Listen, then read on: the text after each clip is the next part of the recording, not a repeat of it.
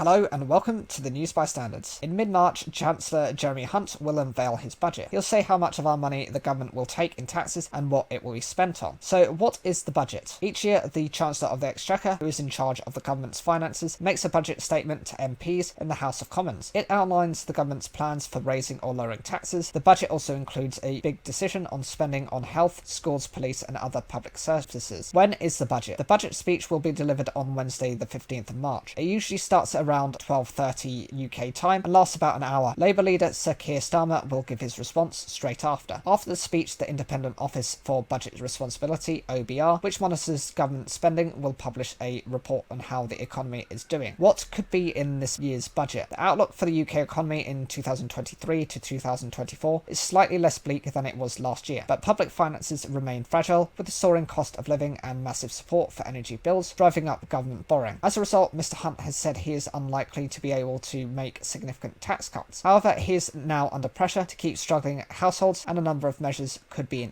introduced. Energy support expected to be maintained. Currently, the government is limiting the energy bill of a typical household to £2,500 a year. This is due to rise to £3,000 on the 1st of April. However, the BBC understands that the Chancellor is expected to keep the energy price guarantee at current levels for a further 3 months from April. Campaigners and opposition parties have pointed out that a fall in the wholesale energy prices has sharply cut the cost of offering support. According to the Guardian newspaper, the Treasury is considering a plan to massively expand free childcare to 1 and 2 year olds in England. Parents of children aged 9 months to 3 years would get 30 hours of free care a week during term time, subject to conditions. Currently, the benefit only applies to children aged 3 and 4. In terms of fuel duty, according to the Times newspaper, fuel duty could be frozen for a year. Rishi Sunak cut the tax by 5 pence in March last year when he was Chancellor, in response to record prices at the pump linked to the war in Ukraine. This measure is due to end in March, with fuel poverty and fuel duty predicted to rise by up to 23%. In terms of the state pension, currently men and women can start drawing down their state pensions when they turn 66. That is due to gradually increase to 67 between 2026 and 2028, and to 68 from 2044 to 2046. But reports suggest a review into the state pension age will recommend that the increase to 68 will be moved forward to the mid-2030s. If true, it would